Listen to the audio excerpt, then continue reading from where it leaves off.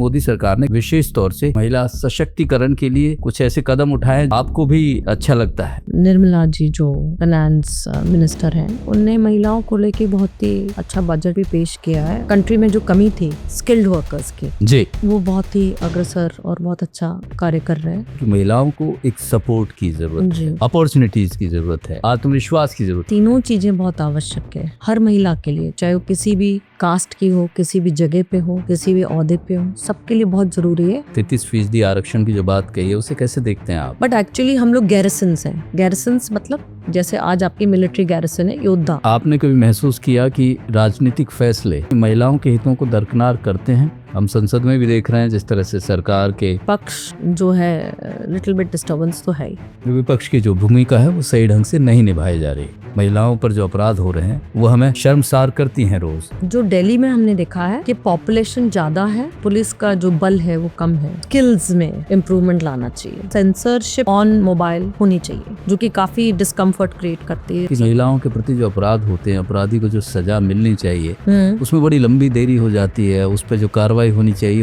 वो नहीं होती है। महिला थाने के साथ में एक मजिस्ट्रेट होना चाहिए तो आपका इमीडिएटली निराकरण वहीं हो जाए। सभी नेता ये दावा और वादा करते हैं कि हमारी सरकार आएगी तो महिलाएं दिन रात जब चाहें जैसे चाहें अपनी मर्जी से जा सकती हैं, आ सकती हैं। परंतु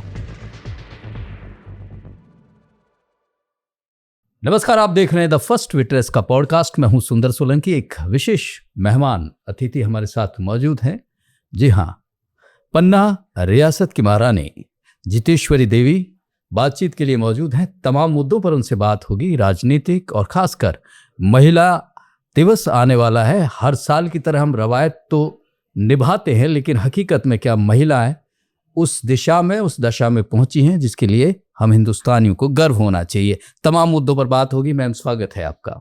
नमस्कार। पहला सवाल यही है कि जो मौजूदा गवर्नमेंट है, हालांकि दावे बहुत कर रहे हैं, काम करने की कोशिश भी ये बातचीतों में आ भी रहा है, आप किस तरह से देखते हैं कि मोदी सरकार ने खासकर विशेष तौर से महिलाओं के लिए, महिला सशक्तिकरण के लिए कुछ ऐसे कदम उठाए जिन पर आपको भी अच्छा लगता है? बिल्कुल, क्योंकि जो मोदी सरकार है और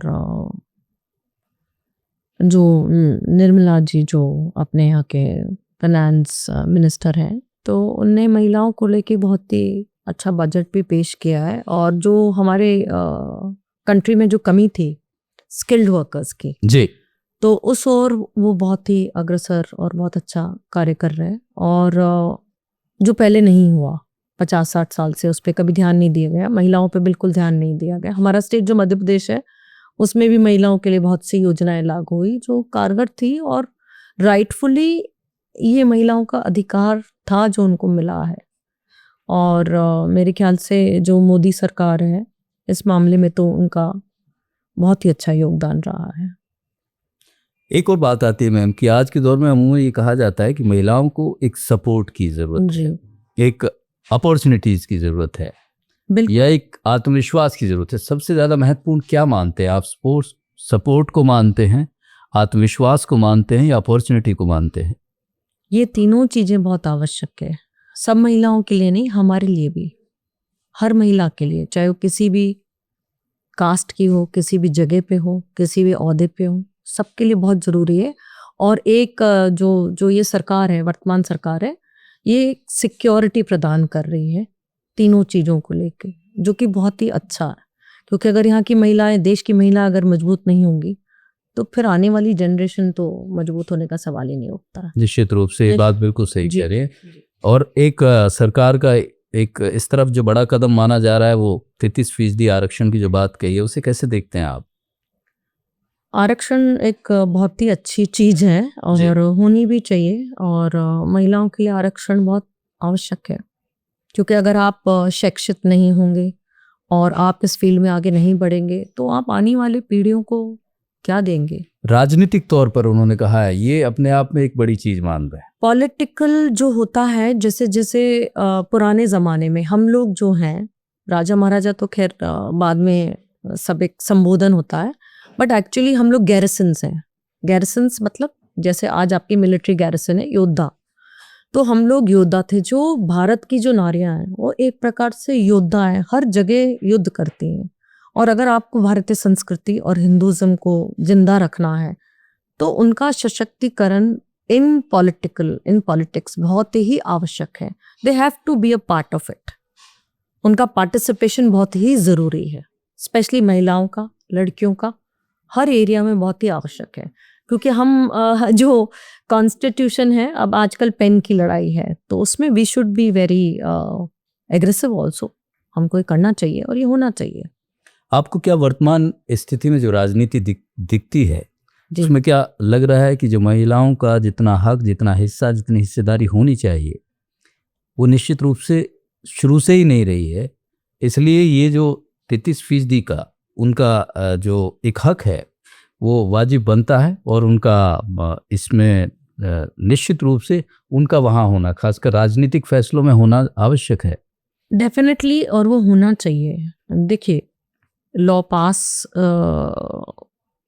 हो जाए और आरक्षण के हिसाब से वो वहाँ पे बैठे हैं और फिर बाकी चीज़ें बाद में आ सकती हैं. हम अभी इसको विवादित नहीं करके इसको लागू करें और इसको प्रोग्रेस में लेके आए.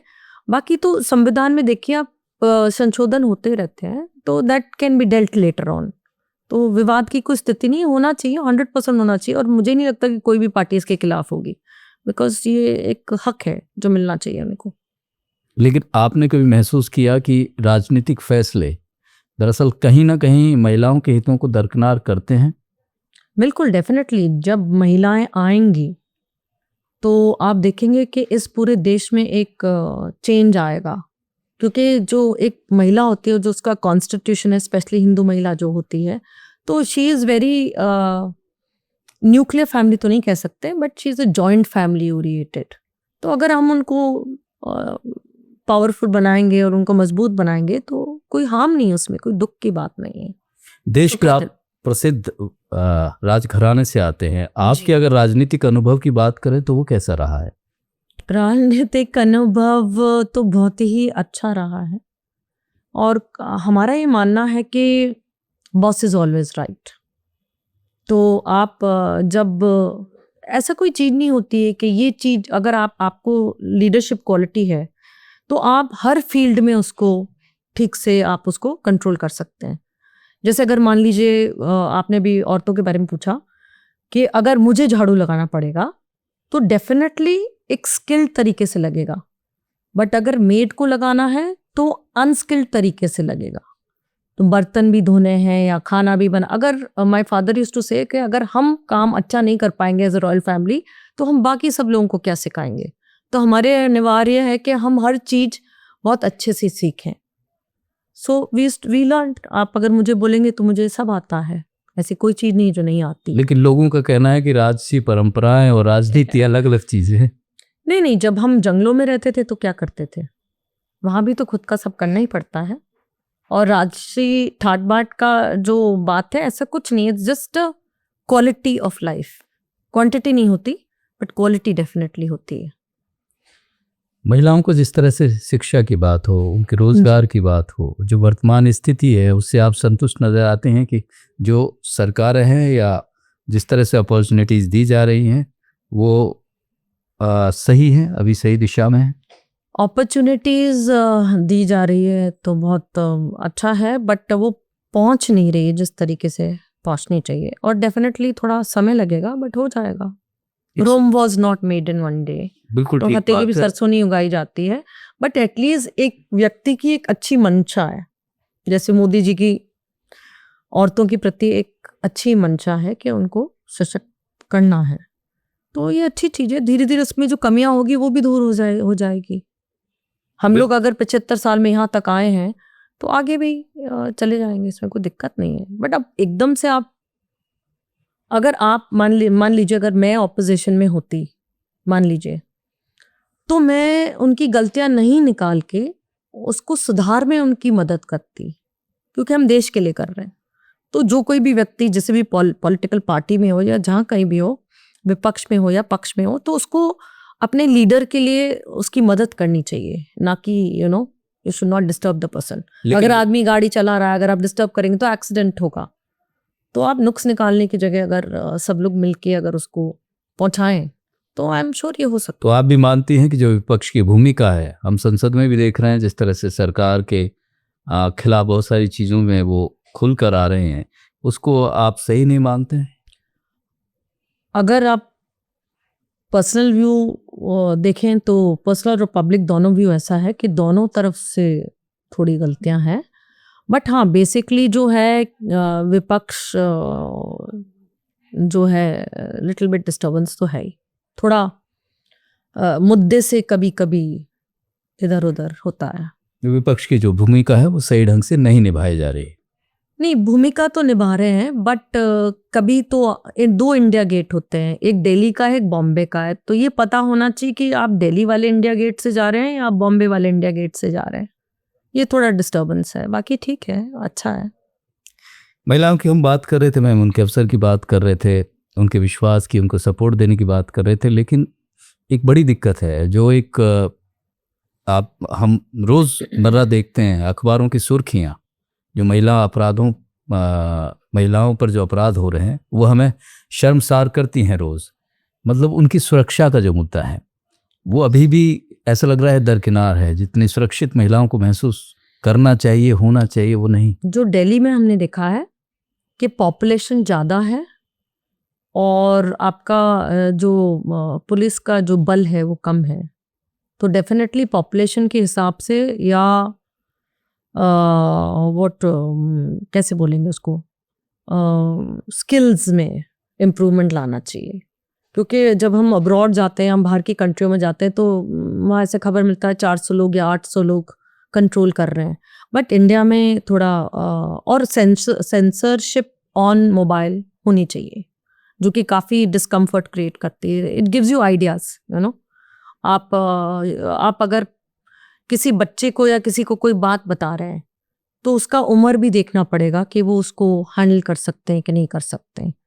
तो वही वाली बात है कि आपके पास ड्राइविंग लाइसेंस है नहीं, गाड़ी चलाना आता नहीं, आप चला रहे हैं तो भिड़ेगी।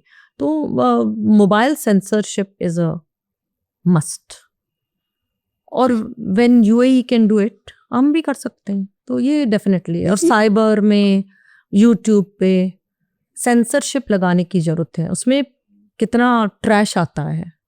एक और विषय ये भी आता है मैम कि महिलाओं के प्रति जो अपराध होते हैं, अपराधी को जो सजा मिलनी चाहिए उसमें बड़ी लंबी देरी हो जाती है, उस पर जो कार्रवाई होनी चाहिए वो नहीं होती है। ये भी एक बड़ी वजह मानी जा रही है कि अपराध लगातार देखिए बढ़ते जा रहा है। हमने जो नोटिस किया, अन्ना हजारे आंदोलन भी हुआ था और लोग अदालतें बनाई गई थी। मेरा कुछ प्रॉब्लम था तो हम लोग अदालत गए थे, तो वो रिलीफ नहीं मिलता है। तो इसमें अगर एक ये हमारा आइडिया था कि हर थाने के साथ, महिला थाने के साथ में एक मजिस्ट्रेट होना चाहिए, तो आपका इमिडिएटली निराकरण वहीं हो जाए। अब वो ये किसी की गलती नहीं है, कोर्ट जाता है, तारीख लगती है, प्रोसेस होता है, तो इसमें अगर थोड़ा बदलाव अगर लाएंगे तो हर महिला थाने के बराबर में, अगर जैसे आपका पंजाब में कमिश्नरेट लगता है तो लोग बाग अपना जो प्रॉब्लम्स होता है वो कमिश्नरेट में ही सॉल्व कर लेते, कोर्ट तक जाता नहीं है। तो डेफिनेटली इन चीज़ों के लिए आपको एक उधर ही तत्काल में, स्पेशली रेप केसेस के लिए और अट्रॉसिटीज टू वुमेन, अगर महिला थाने के साथ साथ एक मजिस्ट्रेट उपलब्ध करा दिया जाए, महिला मजिस्ट्रेट, तो वही निराकरण हो जाएगा, इतना लंबा जाने की जरूरत नहीं पड़ेगी। चुनावों के दौरान सभी पार्टियां, सभी नेता ये दावा और वादा करते हैं कि हमारी सरकार आएगी तो महिलाएं दिन रात जब चाहें, जैसे चाहें, अपनी मर्जी से जा सकती हैं, आ सकती हैं, परंतु ये सत्य नहीं है, ये हो नहीं पाया। ऐसी आदर्श स्थिति आप भी देखते हैं कि संभव होगी हमारे देश में? जितने लोग बोलते, झूठ बोलते हैं, मतलब पक्ष विपक्ष की बात नहीं है। अब्रॉड में भी औरतें सेफ नहीं है, औरतें तो कहीं भी आप जाएं होता है, बट हम क्राइम रेट को कम कर सकते हैं, उसको रोकने की कोशिश कर सकते हैं। जैसे करप्शन आप कम कर सकते हो, ख़त्म नहीं कर सकते। तो ये तो लंदन में भी है, ये अब्रॉड में भी है, सब जगह ये है। अगर आप यू आर नॉट, और केयरफुल होना बहुत ज़रूरी है स्पेशली। और इंडिया में एक चीज़ होनी कंपलसरी है कि यहाँ पे जो डे बार्स चलते हैं, डेफिनेटली उसका एक सिस्टम होना चाहिए। सिस्टम नहीं है, सिस्टम की कमी है। जो ड्रग्स होती है और वेपिंग तो आजकल बहुत फैशनेबल हो गया है और बहुत कुछ होता है। तो एक सिस्टम क्रिएट करने की ज़रूरत है। बाकी आई थिंक भारत एक बहुत ही लवली कंट्री है। मुझे अगर कोई बोलेगा मैं कहीं बाहर जाके रहना है तो हम तो बिल्कुल नहीं रह पाएंगे। देश हमारा निश्चित रूप से पूरी दुनिया में खास है, विशेष है, अच्छा है, लेकिन मैम का कहना है ये कि बहुत सारे ऐसे विषय हैं जहां महिला पे ये समझने की ज़रूरत है, खासकर जो राजनीतिक नेतृत्व है उसे समझने की ज़रूरत है कि सिस्टम एक ऐसा डेवलप किया जाए जो महिलाओं को त्वरित न्याय दिला सके, और साथ ही ऐसे मौके, ऐसी अपॉर्चुनिटीज़ होनी चाहिए जिसमें वो अपने को बराबर महसूस करें। बहुत धन्यवाद मैम, बहुत अच्छा लगा आपसे बातचीत करने के लिए। फिलहाल इस खास पेशकश में इतना ही। नमस्कार।